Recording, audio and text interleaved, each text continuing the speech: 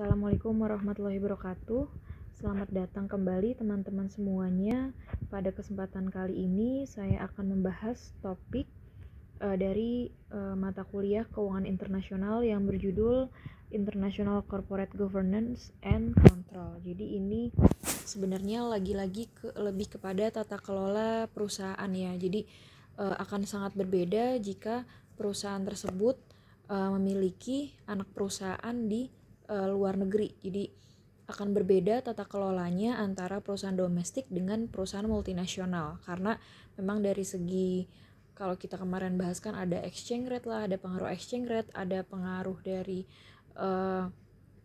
global, budaya negara dan lain-lain. Jadi dari segi manajemen pun di sini baik itu kebijakan maupun regulasi itu juga berbeda, baik itu bentuk manajemen, struktur dan juga kebijakan-kebijakannya. Di sini kita akan bahas satu persatu. Dimulai dari forms of government of MNC ya. Jadi bentuk-bentuk governance, jadi tata kelolanya, bentuk tata kelola dari MNC. Jadi kalau yang kita tahu sebenarnya dari segi manajemen itu sendiri secara umum kita akan menemukan yang namanya agency problem kan. Jadi kalau kita belajar di manajemen itu ada yang namanya agency problem. Jadi ini sering banget terjadi antara pihak-pihak yang berada di dalam perusahaan itu biasanya, atau pihak terkait ya. Jadi pihak yang berada di dalam maupun pihak terkait. Jadi bisa jadi antara stakeholder sama shareholder gitu, atau bisa jadi dari manajer dengan pemilik gitu kan. Bisa juga dari supplier dengan perusahaan, pemasok dengan perusahaan dan lain-lain. Jadi stakeholder kan, pihak-pihak yang terkait dengan shareholder yang memang merupakan pemilik perusahaan.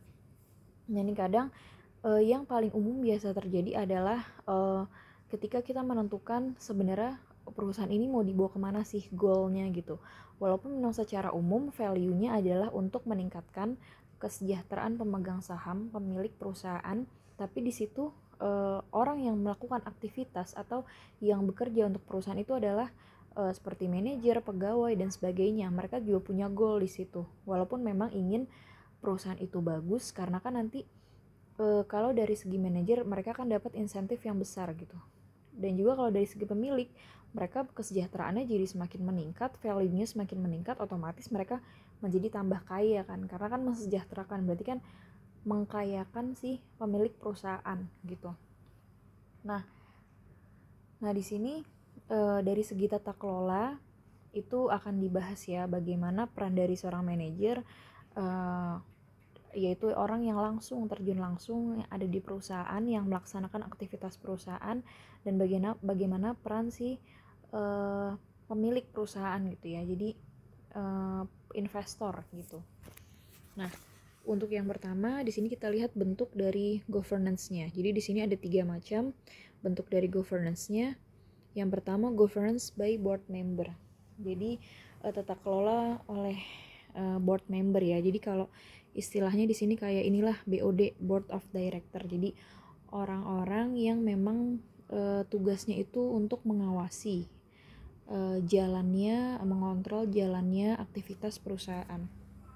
Nah di sini si BOD ini itu bertanggung jawab terhadap top manager ya. Jadi mereka bertanggung jawab terhadap top manager, termasuk di dalamnya itu ada CEO. Jadi top manager itu ya berarti CEO yang ada di dalam perusahaan itu. Nah kemudian tapi biasanya kalau board of director itu kan istilahnya kayak dewan komisarisnya ya. Jadi memang mereka yang mengkontrol, yang mengawasi apabila ada kebijakan yang tidak sesuai. Jadi apabila ada kebijakan yang telah dibuat kemudian dilanggar, atau ternyata yang dijalankan itu tidak sesuai, itu tugas dari BOD mengawasi jalannya kebijakan itu dan regulasi itu bisa berjalan dengan baik gitu. Nah pada umumnya BOD ini kalau untuk MNC ya itu tidak selalu efektif aktivitasnya, dikarenakan oleh beberapa hal. Jadi yang pertama, jadi menurut kalau pada umumnya BOD ini mereka merasa yakin kalau CEO itu bisa melaksanakan aktivitasnya, jadi mampu melaksanakan kebijakan-kebijakan yang ada di MNC itu secara baik. Jadi dia yakin CEO mampu gitu menjalankan aktivitas perusahaan. Kemudian yang kedua, biasanya BOD ini adalah orang-orang yang juga termasuk insider, jadi orang-orang dalam yang ada di dalam perusahaan. Jadi bisa jadi dia merupakan top manager sekaligus board of membernya, jadi board of directornya juga, jadi insider ya, insider. Kemudian yang ketiga, bisa jadi mereka fokus, jadi BOD ini fokus pada masing-masing subsidiarisnya. Jadi karena kan setiap subsidiaris pasti ini ya diwakili oleh pasti memiliki CEO-nya masing-masing. Nah, dalam hal pengambilan keputusan dan juga pengawasan, mereka akan fokus pada MNC di countries masing-masing gitu.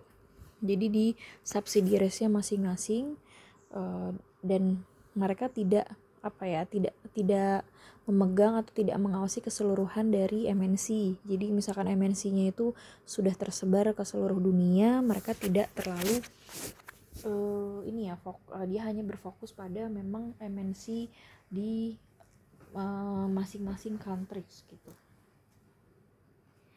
Nah, yang kedua itu adalah governance by institutional investor. Jadi ini adalah tata kelola oleh institutional investor. Jadi kayak lembaga-lembaga investor. Jadi lembaga pendukung lah, supportingnya gitu istilahnya. Jadi kayak misalkan dana pensiun gitu ya, ada pensiun funds di sini, atau juga bisa ada hedge fund gitu ya, hedge fund, kemudian ada mutual fund semacam reksadana gitu. Intinya yang memang institusi yang berhubungan dan sebagai supporting bagi MNC ini.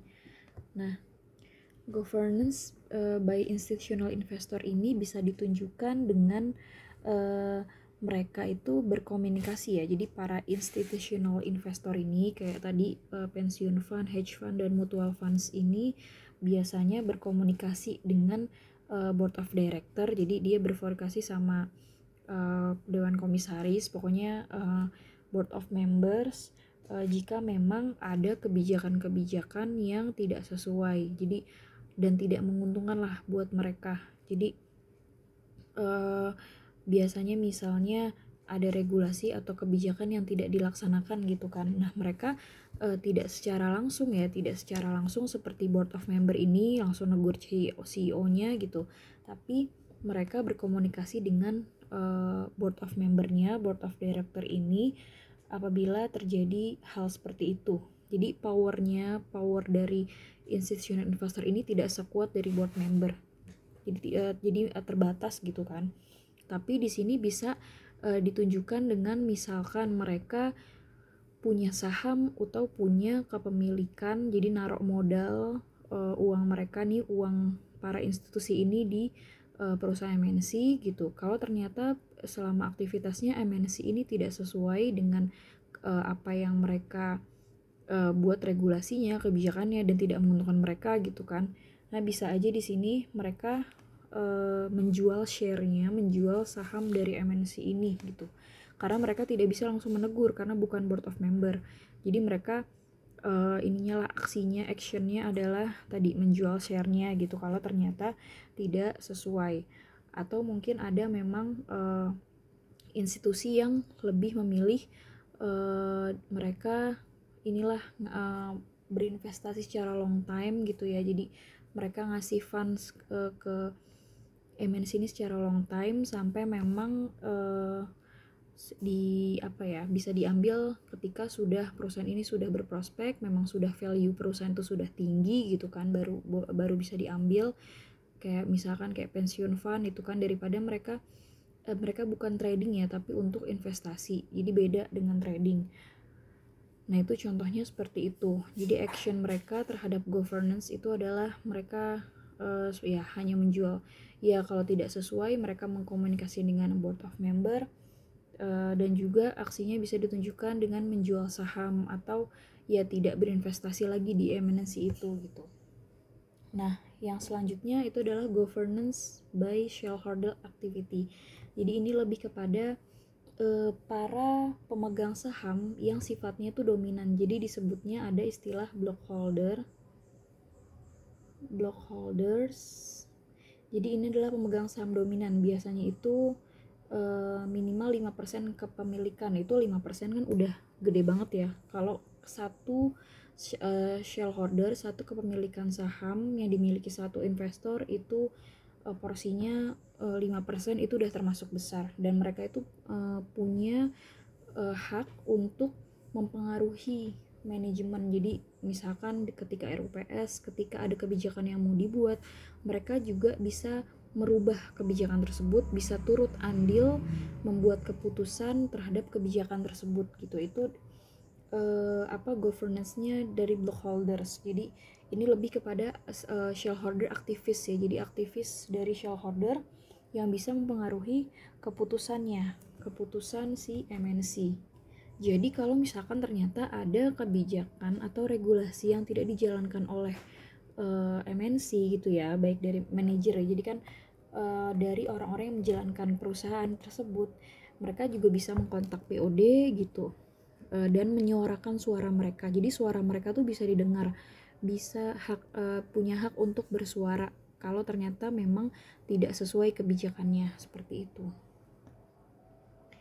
Nah, selanjutnya di sini ada international corporate control. Jadi decision made by managers to serve themselves rather than shareholder. Jadi sebenarnya karena memang manajer yang memang menjalankan aktivitas perusahaan, aktivitas MNC, jadi baik itu keputusan itu lebih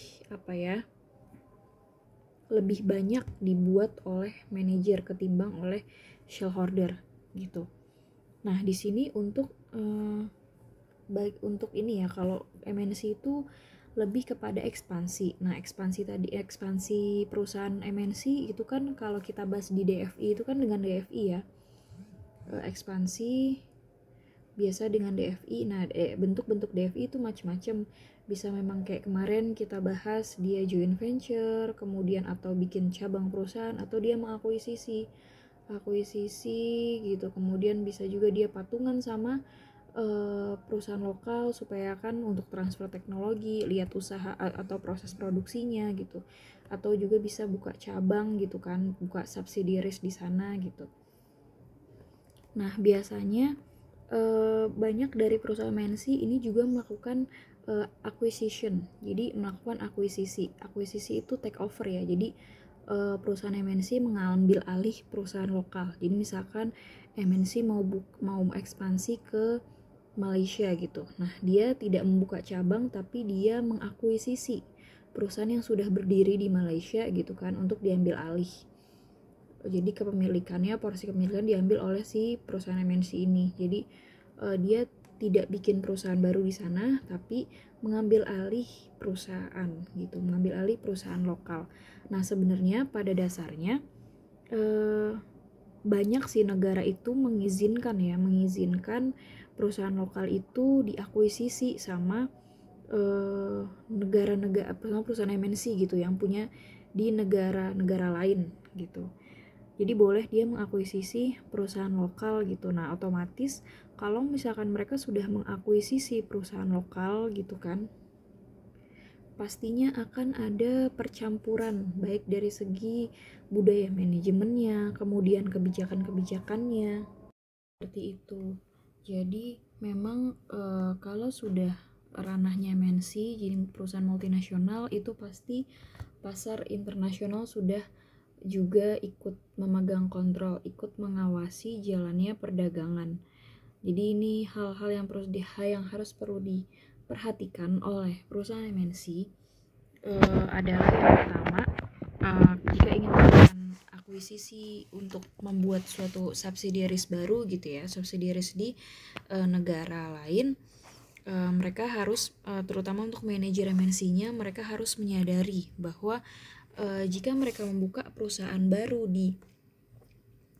di negara lain, keputusan-keputusan yang mereka buat itu tidak akan menghancurkan nilai dari company, nilai dari MNC tersebut. Jadi setelah diakuisisi, mereka harus bisa mampu memegang kebijakan sehingga bisa meningkatkan value. Jadi bukannya malah menurunkan, tapi malah meningkatkan value karena mereka sudah mengakuisisi perusahaan lain gitu ya, terutama perusahaan domestik yang ada di negara tersebut.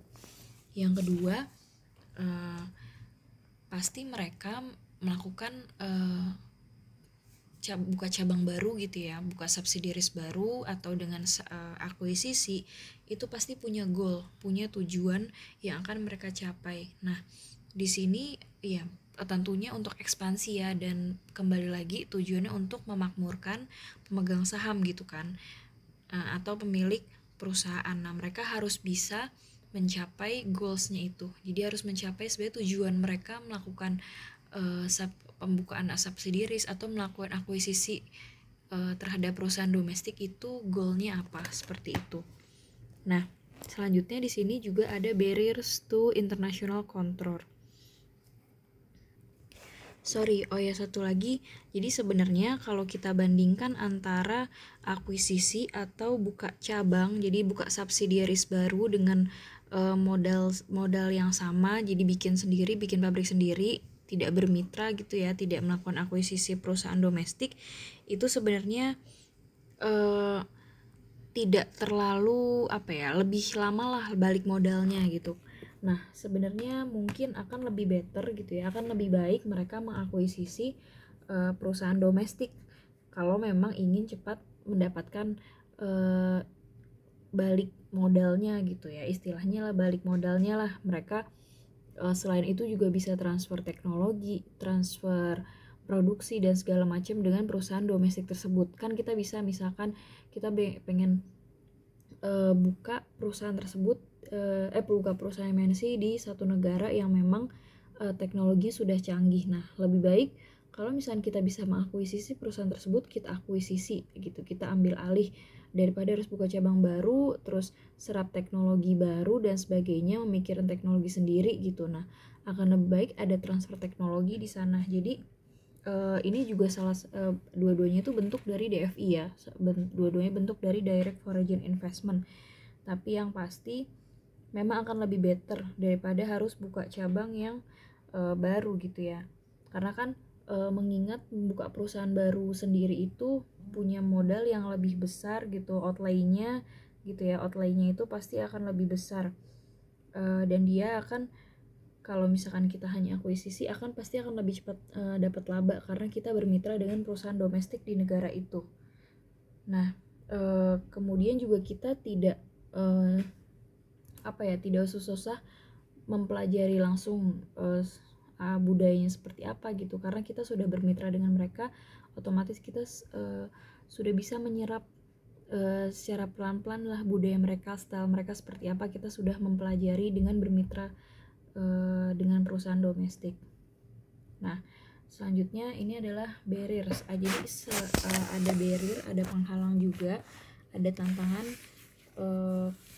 bagi perusahaan-perusahaan MNC yang ingin mengakuisisi perusahaan lokal. Jadi memang ada beberapa negara yang agak sensitif ya jika perusahaan-perusahaan domestik mereka itu diambil alih sama perusahaan lain gitu. Nah, ini bentuk-bentuknya ada yang anti-takeover amendments implemented by Target. Target ini adalah perusahaan yang mau diakuisisi. Jadi mereka bisa menggunakan amandemen anti takeover gitu ya, supaya perusahaan domestik itu tidak diambil alih sama perusahaan asing gitu, perusahaan MNC. Kemudian ada poison pills implemented by Target. Jadi ini juga mengarahnya kepada perusahaan yang ingin diakuisisi. Jadi ini semacam kalau misalkan mereka mau mengakuisisi perusahaan domestik, itu akan dapat semacam grant lah, semacam hibah, tapi dengan ketentuan yang spesifik gitu. Contohnya misal kalau perusahaan asing ini ingin mau mengakuisisi perusahaan domestik di negara A gitu, mereka harus kasih tambahan kepemilikan saham gitu. Nah itu contoh ya.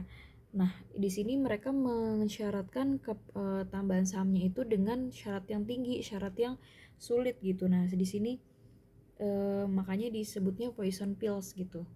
Jadi cara-caranya seperti itu.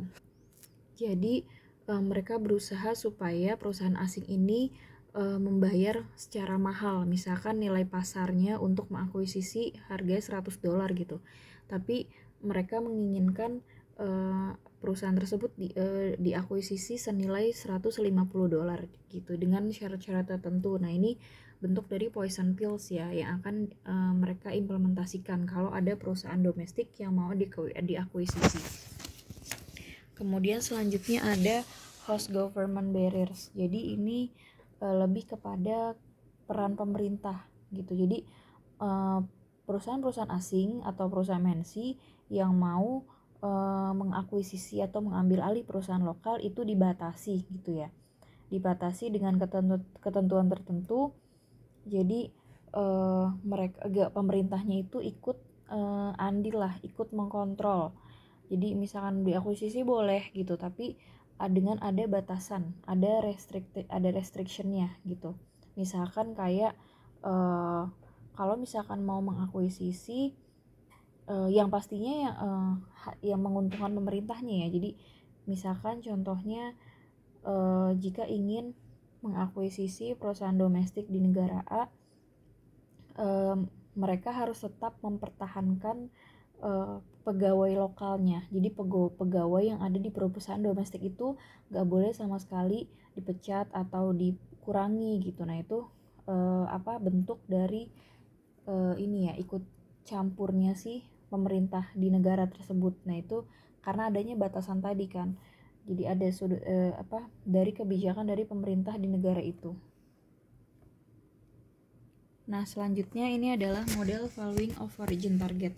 Jadi sebenarnya untuk mengakuisisi ya, keputusan MNC untuk mengakuisisi sebuah perusahaan gitu ya, perusahaan domestik di negara itu sebenarnya sama dengan keputusan kalau kita mau investasi sebuah proyek gitu. Jadi kita harus analisis untuk memutuskan apakah kita mau mengakuisisi atau tidak, apakah perusahaan domestik ini layak diakuisisi atau tidak gitu ya, layak atau tidak. Nah ini makanya di sini ada NPV. Nah kita mau melihat nih net present value-nya. Jadi apakah perusahaan ini bisa menghasilkan keuntungan di masa yang akan datang. Kita bisa menganalisis keputusan investasinya saat ini gitu dengan menggunakan present value. Jadi ada capital budgetingnya ya, ada analisisnya. Nah di sini rumusnya itu ya sama seperti rumusnya MPV, ada initial outlay-nya, jadi kas investasi awalnya gitu ya. Kemudian ada CF itu cash flow-nya, jadi cash flow yang dihasilkan yang bisa dihasilkan oleh target gitu ya, ini cash flow. Kemudian required rate of return on the acquisition of the target, jadi keuntungan yang diharapkan gitu ya, yang disyaratkan. Kemudian ada salvage value of the target, jadi ini adalah nilai sisanya. Salvage value itu adalah nilai sisa. Jadi expected selling price of the target at point in the future, jadi harga jual yang diharapkan dari target gitu, ada nilai sisanya. Kemudian ada time, jadi N-nya itu adalah time when the target will be sold by the acquiring firm, jadi ketika target perusahaan yang mau diakuisisi itu terjual oleh perusahaan yang mengakuisisi. Jadi kita menilai capital budgeting ya, apakah layak atau tidak. Di sini kita bisa melihat apakah dia layak atau tidak untuk diakuisisi. Nah ini rumus umumnya. Namun ketika kita menilai suatu negara itu kan akan terbentrok sama yang namanya foreign currency kan. Mata uang kita akan beda sama mata uang perusahaan MNC gitu ya, currency itu pasti akan berbeda sama perusahaan yang mau kita akuisisi. Misalkan kita sebagai perusahaan MNC Nah, di sini akan ada penyesuaian. Jadi kita akan konversikan juga mata uangnya gitu ya. Ada foreign currency-nya seperti apa. Nah, itu kita konversikan. Jadi initial outlay-nya adalah sesuai dengan currency dari perusahaan yang mau kita akuisisi gitu. Di sini cash flow-nya juga seperti itu, makanya di sini ada S-nya. Ada tambahan S ya sebagai pembedanya aja. Ini S itu adalah maksudnya spot rate-nya gitu. Jadi setelah perusahaan itu dikonversikan dalam ini ya spot rate bukan forward rate. Jadi nilai kurs pada saat itu setelah dikonversikan. Nah, ini makanya rumusnya dari persamaan itu agak berbeda gitu kan. Ini kan rumus umumnya, kalau ini setelah dikonversikan karena kan ada karena kita berhubungan sama foreign currency gitu ya, kita membuka cabang di perusahaan yang negaranya itu bukan negara asal gitu kan, tapi negara asing seperti itu. Nah, selanjutnya ini faktor that affect the expected cash flow of the foreign target. Jadi faktor yang mempengaruhi aliran kas yang diharapkan foreign target. Jadi kita mengakuisisi perusahaan tersebut, kita mengharapkan adanya aliran cash flow yang semakin meningkat kan. Nah, di sini yang pertama secara spesifik, target spesifik faktor. Jadi yang pertama kita bisa menilai aliran cash flow dari target kita, dari perusahaan yang mau kita akuisisi itu berdasarkan previous cash flow.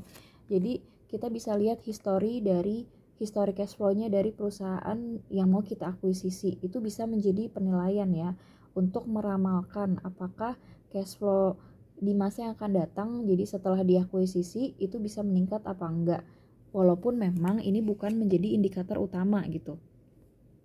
Jadi tapi tidak salahnya kita melihat cash flow-nya di masa yang lalu. Jadi history cash flow-nya supaya kita bisa menjadi acuan ya, seberapa besar sih setelah diakuisisi, seberapa besar cash flow yang bisa kita hasilkan setelah kita mengakuisisi perusahaan domestik tersebut. Kemudian ada managerial talent of the target. Jadi juga kita bisa melihat dari talenta manajerialnya, dari struktur manajerialnya. Apakah setelah kita akuisisi perusahaan tersebut, dari struktur manajemennya itu apakah mumpuni atau tidak gitu. Terus bisa juga kita mereduce ininya ya, employee-nya gitu. Karena mungkin kita masuk dengan teknologi yang baru, dengan proses produksi yang baru, itu juga bisa mengurangi pengeluaran kan. Misalnya bisa mengurangi biaya kan karena adanya peralatan baru, kemudian teknologi baru gitu. Tapi juga bisa menurunkan produktivitas gitu ya. Jadi itu yang bisa kita nilai gitu. Bagaimana nanti dampaknya terhadap cash flow. Kemudian yang ketiga, kita bisa membuat sistemnya menjadi efisien, adanya efisiensi, entah itu dari perampingan labor gitu ya, perampingan tenaga kerja sehingga lebih ramping, terus juga lebih maksimal gitu ya karena adanya teknologi yang kita bawa seperti itu. Nah, ini secara spesifik ya yang bisa mempengaruhi cash flow kita yang diharapkan di masa yang akan datang gitu, dari previous cash flow sama talentanya manajerial gitu.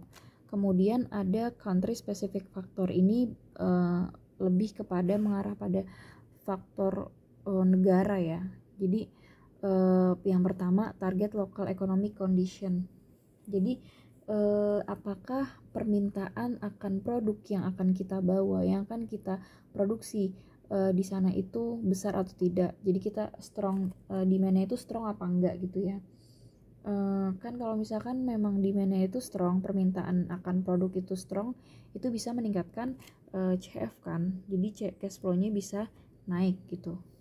Nah, kemudian ada local political condition.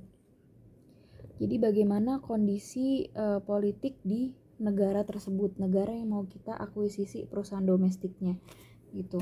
Walaupun memang sebenarnya kondisi politik itu sangat sulit diprediksi ya. Jadi butuh butuh waktu yang lama gitu. Jadi periodenya itu lama untuk memprediksi kondisi politik.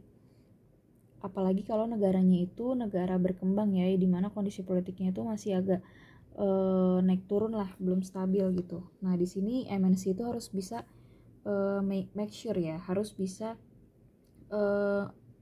melihat, menganalisis kalau misalnya kita pengen meningkatkan efisiensi dengan cara perampingan gitu, perampingan karyawan, jadi dikurangi karyawannya gitu. Kita harus make sure dulu pemerintah di sana itu membolehkan apa enggak adanya perampingan. Ya kita lihat kebijakannya ya, regulasi masing-masing, balik lagi ke regulasi negara tersebut. Kemudian yang ketiga adalah industry condition. Jadi kita memang juga melihat kondisi industrinya gitu. Kan ada di industrinya itu memang sifatnya itu terkonsentrasi atau malah kompetisinya besar gitu. Ya sebenarnya tidak ada positif dan negatifnya. Jadi ya perusahaan-perusahaan yang memang banyak yang monopoli perdagangan, ada juga yang memang kompetisinya tinggi, itu ada plus minusnya. Jadi kita cari memang negara yang potensi dari industrinya untuk tumbuh itu besar gitu. Jadi kita lihat potensi industri yang mau kita masuki itu untuk di negara tersebut bertumbuh atau enggak, berpotensi apa enggak, berprospek atau tidak gitu.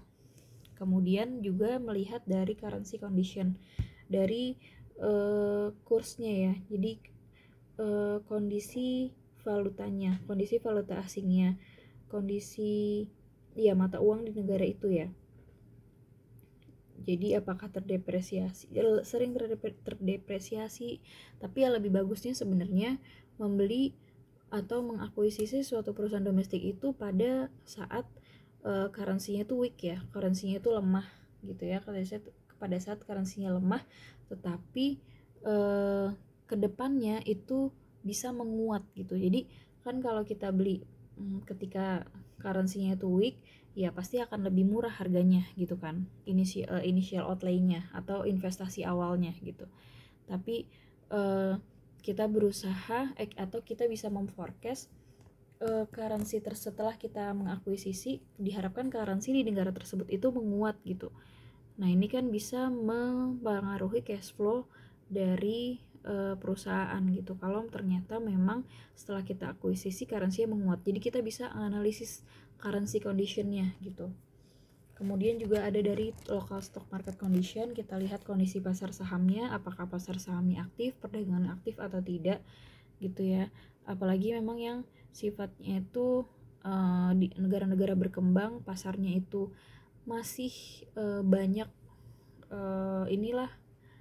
kayak rumor, terus pokoknya hal-hal faktor-faktor yang mengganggu berjalannya pasar gitu. Banyak rumor, banyak berita simpang siur yang gak jelas, itu yang bisa mengaruhi pasar. Itu kan sebenarnya pasar itu bisa dikatakan tidak stabil ya gitu, karena sangat banyak rumor yang beredar gitu. Nah kemudian tax, apakah applicable gitu ya, applicable di sana mampu diaplikasikan atau tidak, bagaimana sistem perpajakannya untuk perusahaan yang MNC ini atau perusahaan yang mengakuisisi tersebut. Nah, di sini secara garis besar kita bisa melihat ada proses screening ya, proses penyaringan kira-kira untuk proses penilaian apakah di negara tersebut kita bisa melakukan akuisisi atau tidak perusahaan domestiknya. Misalnya kita lihat di sini targetnya ada 4 negara, Meksiko, Brazil, Kolombia, Kanada. Jadi ceritanya kita punya 4 pilihan yang mau kita screening, apa saja target yang bisa layak kita jadikan negara yang mau kita akuisisi perusahaan domestiknya. Jadi misalkan dari Meksiko, is the target receptive to acquisition, apakah menerima akuisisi gitu ya negara tersebut. Kayak kalau no ya langsung kita coret gitu ya, maybe, mungkin, yes gitu. Jadi kita lakukan screening gitu ya. Local economic industry condition, nah di sini apakah baik apa enggak gitu, menguntungkan atau tidak. Ini kan favorable itu berpotensi apa enggak, menguntungkan atau enggak gitu ya. Kemudian local political condition, ini oke. Terus kalau volatile itu mungkin nggak stabil. Favorable nih mungkin prospek ya politikalnya itu bisa menguntungkan lah gitu. Currency conditionnya seperti apa, oke. Terus favorable atau malah tidak menguntungkan gitu ya local currency-nya. Terus harga sahamnya seperti apa gitu, prevailing stock market price apakah terlalu tinggi gitu kan. Terus bagaimana tax law-nya gitu ya, regulasi terkait pajak ya kadang bisa berubah atau malah layak atau tidak gitu ya. Nah ini bisa kita buatkan screening proses seperti ini di antara beberapa negara yang memang akan kita jadikan target gitu. Dirasa misalkan kita harus memilih seperti itu. Kita bisa analisis juga dari sini kira-kira negara mana yang layak untuk kita lakukan akuisisi perusahaan domestiknya seperti itu. Nah selanjutnya estimating the target value ya. Jadi setelah kita analisis negara mana, setelah kita melakukan screening proses tadi, gitu kan. Nah di sini misalkan kita pilih salah satu negara, measuring, kemudian kita mengestimasi nilai dari target tersebut, nilai dari perusahaan domestik yang mau kita akuisisi. Jadi by measuring targets expected cash flow that can be determined by, jadi untuk mengukur aliran kas yang diharapkan dari target gitu ya, kita dapat mengukur dari revenue-nya, expenses-nya, kemudian earning and cash flow, dan cash flow to parent gitu. Jadi yang pertama misalkan dari revenue gitu. Misalkan di sini biasanya untuk pendapatan tahunan perusahaan tersebut biasanya menghasilkan revenue gitu ya, pendapatan antara 80 dolar gitu kan sampai 90 dolar gitu misalnya. Nah, di sini manajer dari yang mengakuisisi tersebut mungkin ingin menaikkan revenue-nya. Jadi setelah mengakuisisi, mereka yakin bisa meningkatkan revenue-nya misalkan menjadi 100 dolar gitu kan. Nah, kemudian dari expenses, dari pengeluarannya, biasanya misalkan total biaya yang dikeluarkan untuk memproduksi barang itu adalah 50 dolar. Nah, misalkan ternyata setelah adanya akuisisi, mereka bisalah mengefisiensikan biaya, karena kan tadi membawa efisien ya, jadi harus efisien. Misalkan biayanya itu dipangkas menjadi 40 dolar lah, tidak 50 dolar lagi. Kemudian ada earning and cash flow, jadi misalkan labanya itu kita tingkatkan lah setelah adanya target ini ya, revenue-nya berapa, pendapatannya, expenses-nya setelah dikurangi jadi berapa gitu. Nah di sini kita bisa lihat tabelnya ya. Jadi ini revenue-nya yang tadinya misalkan last year itu dapat revenue 90, nah setelah dikuisisi di tahun pertama diharapkan meningkat menjadi 100 dolar gitu kan. Kemudian ada biaya goods sold, jadi biaya untuk produksi, biaya untuk bahan baku dari 45 dolar dipangkas menjadi 40 dolar gitu kan. Kemudian earning, dari segi earning before tax-nya itu juga bisa bertambah gitu kan di sini. Jadi setelah dipangkas gitu kan, di sini kan dikurangi ya, 100 kurang 40 jadi 60. Kemudian nah ada gross profit gitu, ada setelah dikurang tinggal 60 nih gross profitnya ya, jadi laba kotornya. Kemudian dikurang sama selling administrative expense, pengeluaran administrasi, depresiasi gitu kan. Pada akhirnya earning before tax-nya itu jadi sebelum pajak itu sebesar 35 dolar gitu. Jadi yang tadinya cuman bisa dapat laba sebelum pajaknya atau EBIT-nya itu 15 dolar, sekarang di tahun selanjutnya itu diharapkan bisa meningkat sebanyak 35 dolar. Nah, kemudian adanya pajak, nah otomatis earning after tax-nya gitu kan. Di sini laba bersih berarti kan ayatnya di sini bisa meningkat sebesar 24 dolar gitu kan. Dari 10,5 ya tahun lalu bisa meningkat sebesar 24,5 dolar. Seperti itu. Jadi setelah diakuisisi, kan perusahaan yang kita akuisisi itu juga akan minta cashnya ya, minta keuntungan juga, bagi keuntungan. Jadi di sini ada depresiasi $10, kemudian funds to reinvest. Jadi ada dana yang diminta oleh perusahaan yang kita akuisisi itu sebanyak $5, baru kita di sini bisa mengirimkan cash flow kita, sisanya kita bisa mengirimkan cash flow kita ke parent, ke perusahaan induknya, ke perusahaan induk MNC, perusahaan pusatnya gitu. Nah ini setelah dikonversikan, jadi ini dalam mata uang negara yang kita akuisisi, perusahaan domestiknya, kemudian kita konversikan menjadi mata uang yang negara di mana MNC itu berasal, seperti itu. Nah selanjutnya kita bisa mengestimasi target future sales price-nya. Jadi harga jual di masa yang akan datang ya, harga jual produk. Kemudian menilai target based on estimate cash flow. Jadi menilai target ya, perusahaan target didasarkan pada aliran kasnya. Sort of uncertainty ini bisa terjadi ya oleh perusahaan-perusahaan yang dimana kita mengakuisisi perusahaan domestik gitu. Jadi memang berbeda pada akhirnya aliran kas yang akan kita dapatkan ketika kita mengakuisisi. Jadi bukan bikin subsidiaries baru, bikin cabang baru, tapi kita bermitra, kita mengakuisisi perusahaan lokal, kita mengakuisisi perusahaan domestik gitu.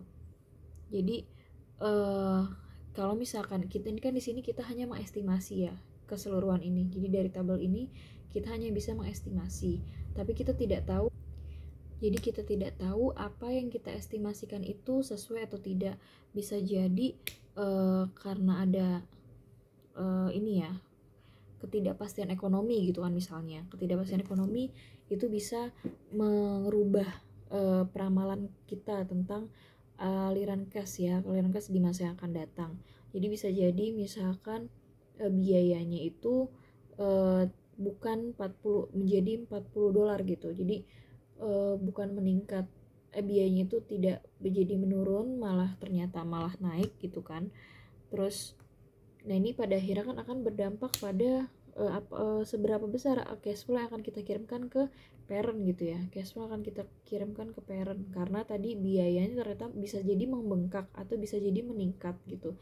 Nah ini kan otomatis akan mengurangi sampai cash flow di sini yang kita kirim untuk parent itu juga berkurang gitu.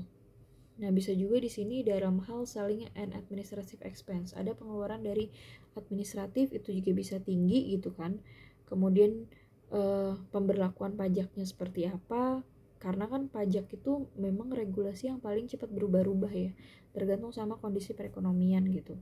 Apalagi, nah kalau udah ngomongin exchange rate, nah di sini setelah kita konversikan ke dalam mata uang negara asal gitu kan, apakah kondisi currency-nya itu lagi melemah atau menguat gitu. Karena di sini banyak terjadi ketidakpastian, jadi banyak sekali uncertainty-nya gitu. Jadi ya kita walaupun kita meramalkan, tapi belum tentu apa yang kita ramalkan itu bisa terjadi sebagaimana mestinya gitu kan.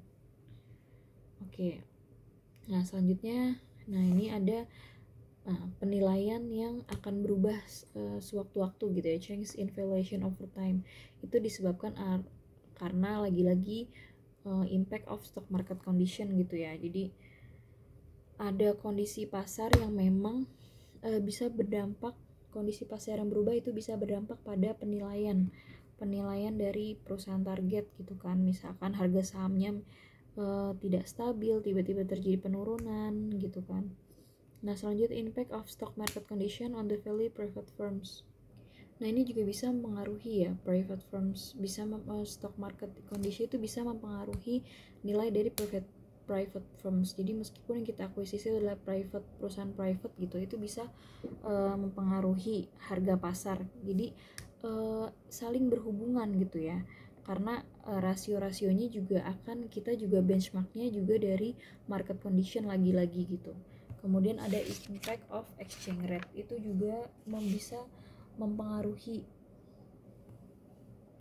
Karena kalau MNC itu pasti akan ngomongin currency, bagaimana kondisi currency-nya, apakah melemah atau menguat gitu kan. Kemudian combined stock market and exchange rate effect, kombinasi dari pasar saham dan dampak dari exchange rate. Nah ini juga bisa mempengaruhi harga saham turun, bagaimana setelah kita konversikan ke currency negara asal gitu, negara di mana MNC itu berasal gitu, bagaimana kondisinya, terus konversinya hanya dapat berapa gitu kan, nilai currency-nya berapa gitu.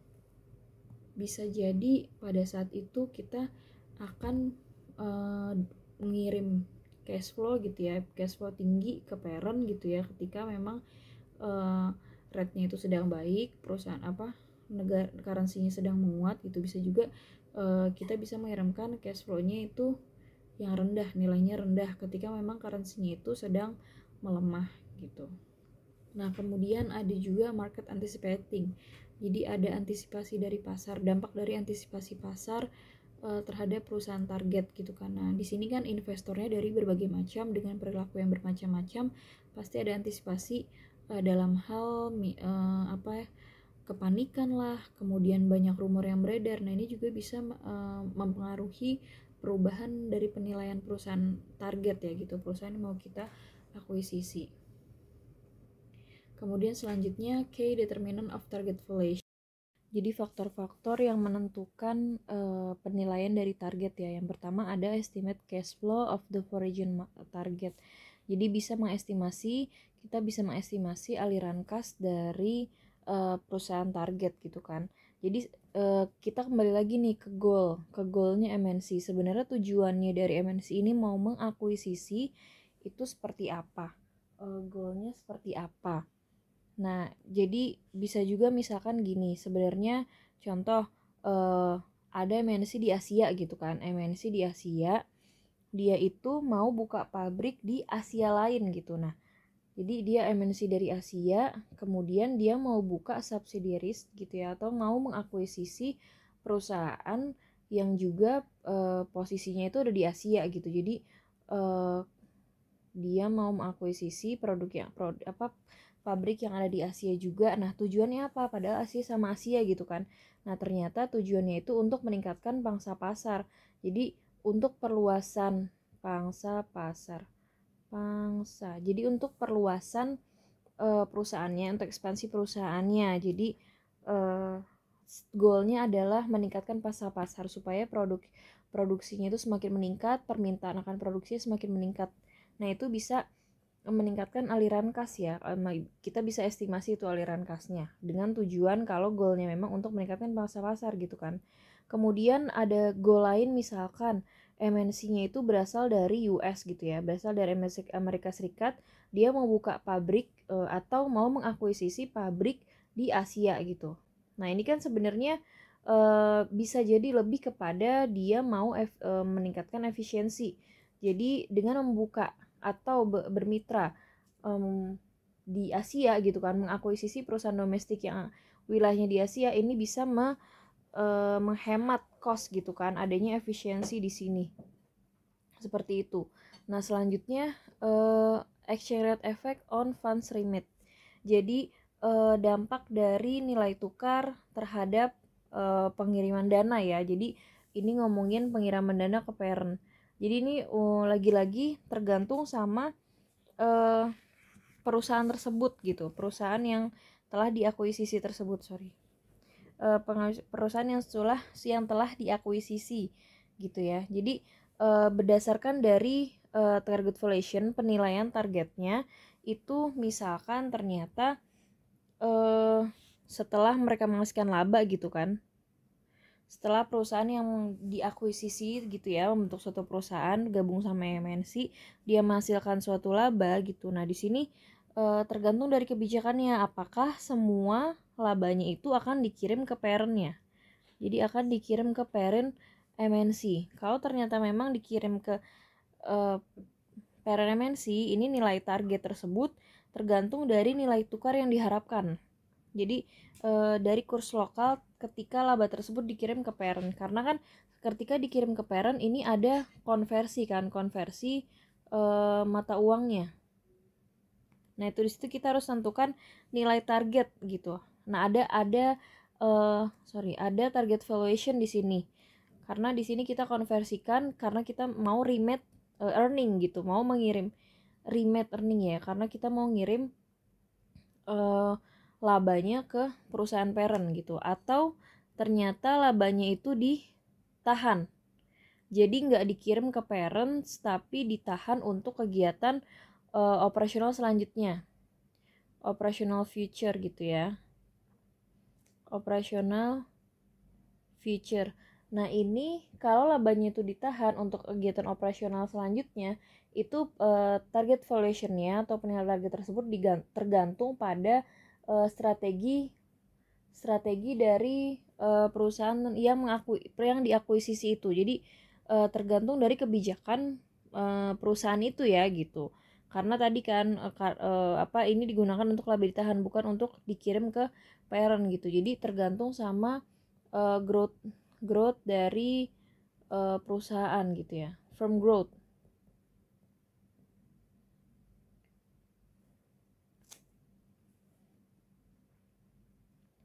Seperti itu. Kemudian required return of acquirer. Jadi tingkat keuntungan diharapkan dari pengakuisisi itu ya. Jadi apa yang diharapkan, return diharapkan dari akuisisi. Jadi ini kembali lagi kepada ini ya. Kalau memang kita mau mengakuisisi, itu kan pasti ada return sama risk-nya. Return dan risk. Dan ini kan berbanding lurus ya. Berbanding lurus dua-duanya. Jadi kalau misalkan MNC itu menginginkan perusahaan yang diakuisisi itu goalnya itu sampai major exporter gitu ya, sudah jadi eksporter utama, itu kan pasti ada risiko yang besar di sana gitu. Nah, dibanding dengan memang yang tidak terlalu mengharapkan expected return yang tinggi itu, dia mau menjauhi resiko, risk averse gitu ya. Pokoknya akuisisi saja dengan required return yang biasa-biasa saja. Pasti risknya itu pasti akan low dibanding sama yang memang mengambil goal yang besar gitu ya. Pasti akan ada resiko besar di sana gitu. Jadi tergantung sama kebijakan atau strategi yang diambil sama si perusahaan MNC yang mau mengakuisisi perusahaan domestik di negara itu. Nah, kemudian kan di sini ada karena itu ya required return ya. Jadi return yang diharapkan itu kan pasti juga mengarah sama interest rate di sana.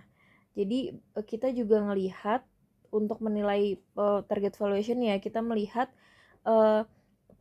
negara yang perusahaan target yang ada di negara itu interest rate-nya itu seperti apa.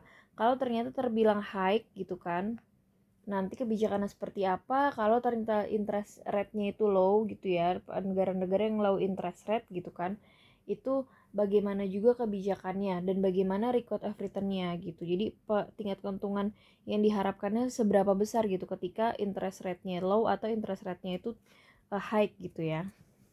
Nah, selanjutnya ada other types of MNC restructuring. Nah, di sini juga ada bentuk-bentuk lain dari restrukturisasi MNC, karena ini kan bagian dari restrukturisasi ya, akuisisi itu bagian dari restrukturisasi.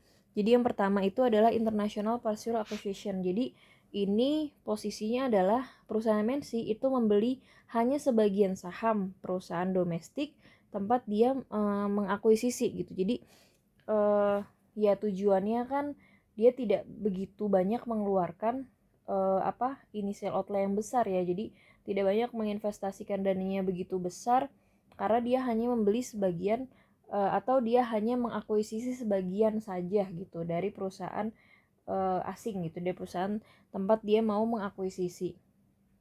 Jadi dana untuk mengakuisisi pasti porsinya itu akan lebih rendah gitu.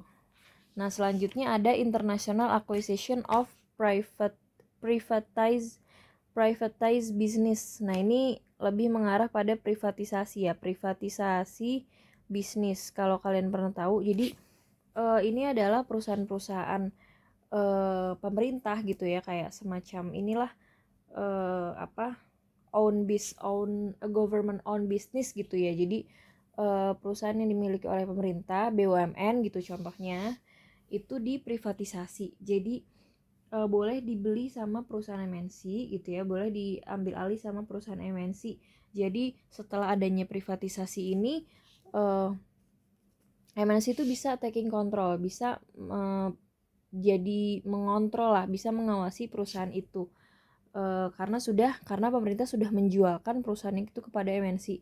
Karena memang ada kan negara-negara yang melakukan privatisasi bisnis. Jadi perusahaan milik negaranya itu dibeli sama atau diakuisisi sama perusahaan MNC di negara lain gitu. Nah, kemudian international alliances itu bentuknya kayak perusahaan aliansi ya. Jadi kayak joint venture itu masuk ke aliansi. Jadi usaha patungan gitu. Jadi beli perusahaan secara bersama-sama dalam bentuk patungan.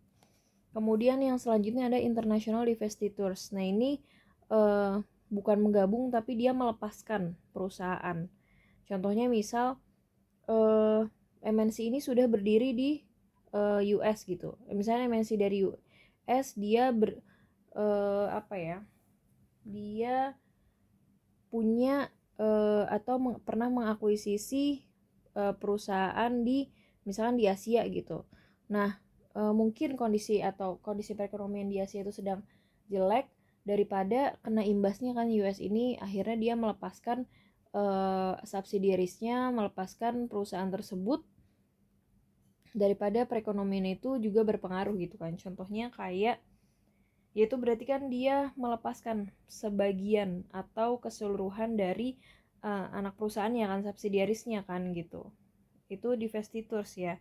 Jadi contohnya kayak yang pernah terjadi itu adalah Yunani kan pernah krisis ya. Greece itu pernah krisis tahun 2000-an pokoknya intinya. Dia itu pernah krisis, dan krisisnya itu secara besar-besaran sampai memang keseluruhan perusahaan itu defisit lah, tidak bisa membayarkan kewajibannya. Nah, di Greece itu kan juga banyak juga perusahaan-perusahaan multinasional yang memang pernah mengambil alih, pernah juga bikin cabang di sana. Nah, karena mereka mungkin ketika melihat dampak ke depannya, kalau mereka tetap mempertahankan anak cabang yang ada di Greece itu, mereka akan kena dampak dari perekonomiannya itu, akan kena dampak ya, parentnya itu, jadi induknya itu mungkin akan kena dampak. Pada akhirnya induknya itu melepas anak perusahaan yang ada di Greece. Jadi misalkan anak perusahaan namanya perusahaan BB gitu ya, misalnya perusahaan BB ini adalah perusahaan US gitu. Kemudian BB ini invest ke atau beli atau bikin subsidiaris ke Greece gitu, ke Yunani gitu. Ternyata ke Yunani krisis. Nah, daripada BB yang di Greece ini berdampak sama BB pusat yang ada di US gitu kan, lebih baik dilepaslah unitnya. Jadi dilepaslah subsidiarisnya gitu, supaya BB di US itu nggak kena imbasnya. Itu contohnya pelepasan anak perusahaan ya, international divestitures. Jadi ya pada akhirnya tidak terselamatkan lagi gitu kan, daripada tetap mempertahankan tapi malah bikin masalah ke parentnya, lebih baik dilepas seperti itu. Nah, demikian mungkin yang telah saya sampaikan. Terima kasih atas perhatiannya. Wassalamualaikum warahmatullahi wabarakatuh.